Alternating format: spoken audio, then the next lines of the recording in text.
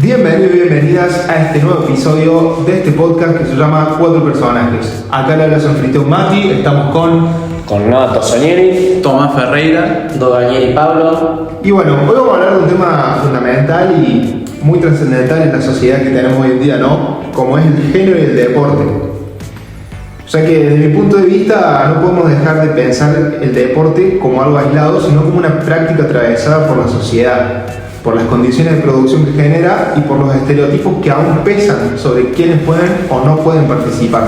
Sí, tal cual. Muchas veces cuando hablamos de condiciones de producción nos referimos más a qué deporte no surge en un vacío, sino que en un contexto histórico, en un contexto social y cultural, que define qué deportes son para varones y qué deportes son para mujeres. Claro, desde mi punto de vista, vamos a decir que la problemática es que siempre nos buscaron etiquetar a las oportunidades, el tema de los deportes, que decían que el fútbol era masculino y la gimnasia artística era más parte feminista. Esto que para mí que responde que eso siempre fue una construcción social. ¿Y vos, Pablo, pensás que con esta naturalización genera algún tipo de estereotipo dentro de la sociedad? ¿Crees que esto influye en algo? Sí, esto influye más que todo en las organizaciones de los clubes, las escuelas, los medios de comunicación. También pensándolo en las diferencias de la inversión, en las coberturas mediáticas, hasta el lenguaje que también se utiliza. Claro, ahí se denota mucho la diferencia, hasta en esos pequeños detalles, porque por ejemplo cuando hablamos de una cobertura mediática, vos ves todo el tiempo noticias de los jugadores o profesionales del deporte de género masculino que se meten en programas de chimento, que sí se ha salido de fiesta, tal, pero lo vemos al lado femenino y nunca se habla, solamente se habla del resultado y nada más, no excede eso. Sí, también es urgente cuestionar estos tipos de desigualdades, ya que no se trata solo de incluir mujeres en el deporte masculino o al revés, sino que también es abrir en debate, porque muchas veces seguimos reproduciendo una mirada tan binaria y rígida de dicho deporte. Y bueno, Tommy, perdón que te lo diga así, con todo respeto, pero esto ya está inculcado de esta manera, no se va a cambiar. Ya la sociedad te lo implantó así y me parece perfecto. Por más que vengamos con maneras de innovar, esto no se va a poder cambiar, se va a mantener así durante muchos años más. Yo en parte comprendo lo que dice Noah un poco, porque ya nacimos con esa idea de que varón en un deporte y mujer en otro deporte. Pero, ¿qué pasaría si estos estereotipos se llegaran a romper en los deportes? ¿Y esto qué pasa? Cuando se rompen estos estereotipos se pueden abrir muchas y enormes posibilidades que los chicos se animen a las danzas, las chicas que practiquen más rugby. Y también, ¿qué pasa? Que las personas no se ajustan solamente a un género binario y se encuentran en un espacio más de actividades deportivas más inclusivas. Sí, para mí el deporte tendría que ser un lugar más de encuentro, más de libertad, en donde el hombre o la mujer se pueda expresar, ¿no? Pueda revisar las condiciones de reproducción y también cuestionar los estereotipos de género. Es el primer paso para que todos tengamos las mismas oportunidades dentro de los deportes. Sí, yo en base a lo que ustedes están comentando les quiero hacer una pregunta como para poder adentrarnos más a qué queremos llegar. Y la pregunta es, ¿debería la inversión y el salario en el deporte ser igualitario o ustedes creen que solamente se tiene que basar puramente en la generación de ingresos y la audiencia actual que hay en cada uno? ¿Y qué pregunta no es esa, La verdad para mí, históricamente, bueno, nosotros nacimos en esta época en la cual ya hace muchos años atrás viene el deporte masculino predominando por completo y ya se instauró y ya es costumbre ir a ver más un deporte de una división masculina a que una división femenina. De acá somos 4 en esta mesa. Yo digo, se juega la final de la Copa del Mundo de fútbol masculina y femenina. Y no, la verdad, Mati, que yo prefiero mil veces ir a ver una final deportiva masculina, más allá del hecho de que va a haber mucha más gente, también por la competitividad que se va a generar. El ambiente es sumamente distinto, hay mucho más movimiento, mucha más gente. La verdad, prefiero poner la plata ahí que ir y quizás aburrirme. Bueno, así como pensás vos, piensa la mayoría de la población mundial. Ese es lo que estamos hablando ahora, ¿no? Y yo me pongo a pensar un poco y en mi cabeza da vueltas una pregunta, la cual es ¿por qué insistimos en que debe haber una paridad salarial cuando honestamente la liga masculina o la competencia masculina genera mucho más dinero? Sí, pero eso es una pregunta muy equivocada, ya que la paridad no es solo el dinero, sino que también ofrece las oportunidades. Porque ¿cómo va a generar ingresos en las ligas femeninas si no invierten en ellas? No generan marketing, no generan estadios, no generan coberturas. Si el punto de vista fuera igual de ambas partes, el ingreso sería igualitario y sería un círculo mucho más vicioso. Mira, Tommy, sinceramente y con todo respeto, ahí lo que estamos viendo es un idealismo que ignora el mercado. El deporte profesional es 100% negocio. O sea, vos ponete a fijar, un clásico de fútbol masculino puede vender hasta más de 50 millones en derechos, y el femenino, ¿cuánto juntará? 500.000, estamos hablando de dólares, obviamente. Y esta diferencia salarial se va a basar en eso. Si es una consecuencia lógica, no es una injusticia, no puedes obligar a un público a consumir algo que no le llame la atención. No, no. Estamos hablando de solo reforzar el consumo, sino también de la responsabilidad. Hay muchas grandes marcas y federaciones que tienen que promover también un deporte justo. Si invierten 10 veces más en los equipos masculinos, está garantizando que el grupo femenino nunca pueda competir en una audiencia. Esto sería también como una profecía. Una profecía autocumplida, decís vos. Mirá, puede ser que esté de acuerdo que se podría invertir algo más, pero el salario del jugador o jugadora debe ir ligado al trabajo que produce él. Si un jugador, por ejemplo, de la NBA llena un estadio 100 veces más que una jugadora, su salario se va a ver reflejado en ese valor. El talento debe pagarse.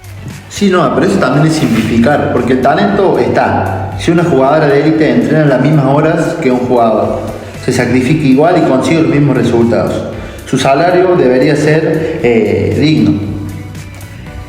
También si una liga no le dan una fracción de promoción que tiene, al igual que tiene la masculina, ¿cómo querés que se potencien esos ingresos? Pero también miren la igualdad y las oportunidades.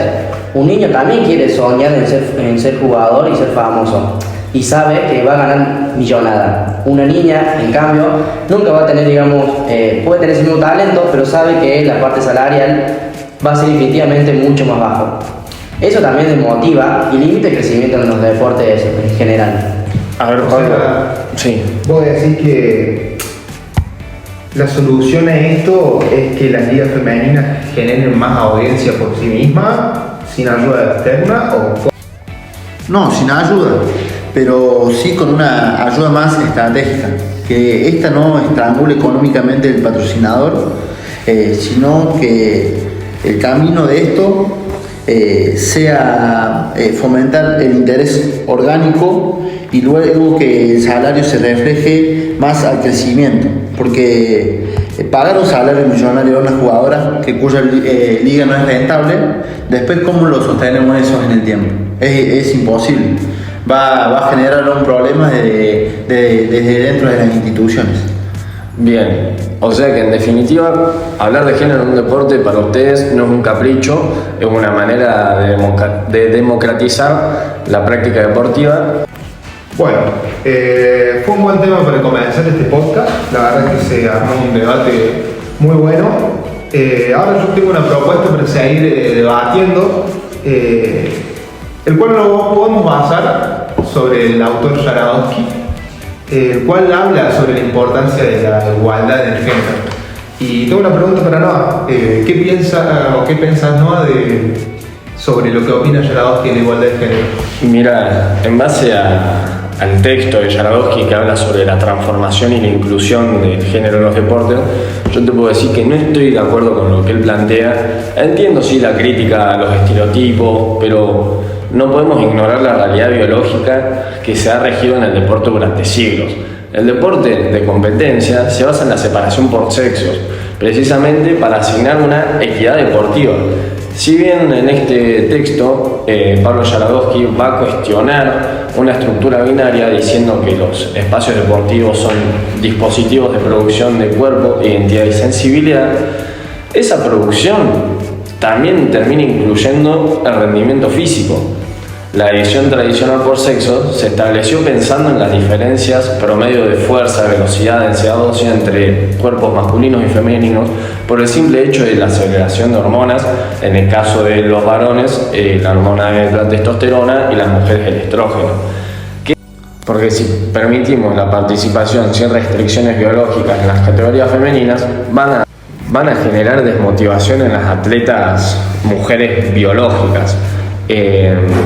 Y también diciendo que las estructuras de las categorías deben seguir siendo rigurosas. Un deporte verdaderamente justo en el contexto competitivo requiere de la línea entre las categorías, que la línea entre las categorías sea clara, dividiendo solamente dos sexos. Acá puedo, por ejemplo, citar a Eduardo Mattio, porque él habla sobre esto justamente de los sexos. Él trae a colación que hay masculinidades disidentes. ¿Qué significa disidentes?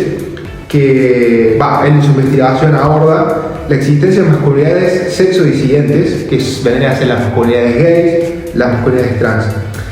En parte cuestionando la idea única de una masculinidad hegemónica, por así decirlo. Entonces no solamente hablamos de dos sexos, sino que dentro de los sexos hay géneros diferentes, los cuales en el deporte pueden, por ejemplo, respaldar los derechos de una participación de las personas trans y no binarias de acuerdo a su identidad de género. ¿Qué pasa? Esto va a desafiar las regulaciones deportivas que a menudo se basan rígidamente en marcadores biológicos, como dice Noah, o categorías binarias.